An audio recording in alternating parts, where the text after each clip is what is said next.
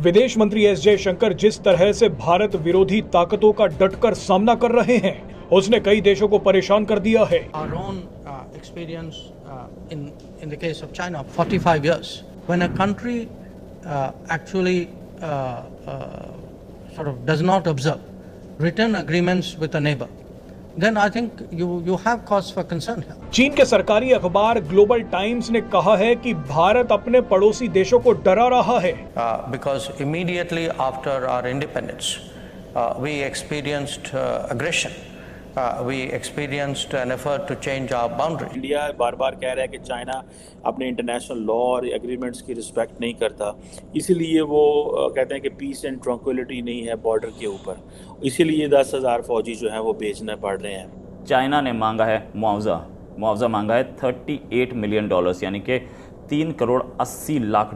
वो ये है कि डॉक्टर जयशंकर अभी हाल ही में जापान का अपना दौरा जो है वो कंक्लूड करके आए हैं और वो यही कह रहे हैं कि चाइना जो है वो इंटरनेशनल लॉ की रिस्पेक्ट नहीं करता। वो चाइना कह रहा है वो दासू डैम शुरू करवाना है, हिसाब किताब करो। अब मसला ये है कि ये इस तरह से तो अब वो बिल्कुल कहते हैं ना, हाथ पैर छोड़ के सारे बैठ गए।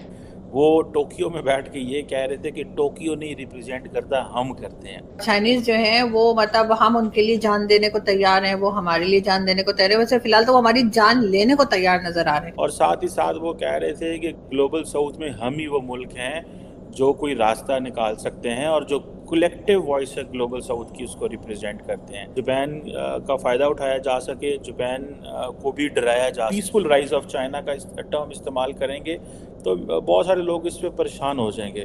सो उन्होंने पीसफुल राइज ऑफ जो है वो चाइना से जो एक नया वर्ड निकाला, that was I think comprehensive common growth की बात करनी शुरू कर दी कि we have to work on the common growth. So जो राइज ऑफ चाइना है ना वो उससे पीछे निकला है। So the Chinese are not using deliberately this word, whereas Indians are talking and working that India is rising।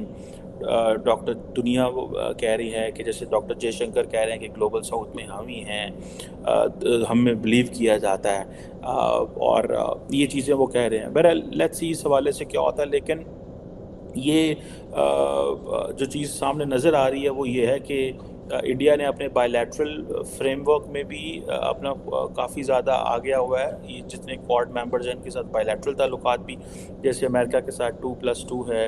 अभी अगर डॉक्टर जयशंकर वहाँ जापान गए हुए थे तो वहाँ पे भी एक 10th एनिवर्सरी थी to upgrade India Japan relations, particularly special strategic and global partnership के हवाले से।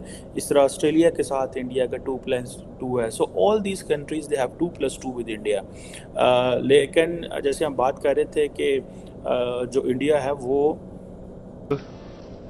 कि समझ नहीं आ रहा कि ये किस तरह से देखें। अभी सूरत हाल ये है कि ये हमारे पास खबर आ रही है इस वक्त कि वज़ीर ख़ज़ाना शौकत तरीन साहब की जो बतौर वज़ीर उनकी कल शाम को उनकी मुद्दत ख़त्म हो गई। अच्छा, अब ब्रेकिंग खबर ये आ रही है कि IMF से शौकत तरीन के मुज़ाकरात भी ख़तरे में पड़ने के इम्कान वो इस वक्त वाशिंगटन में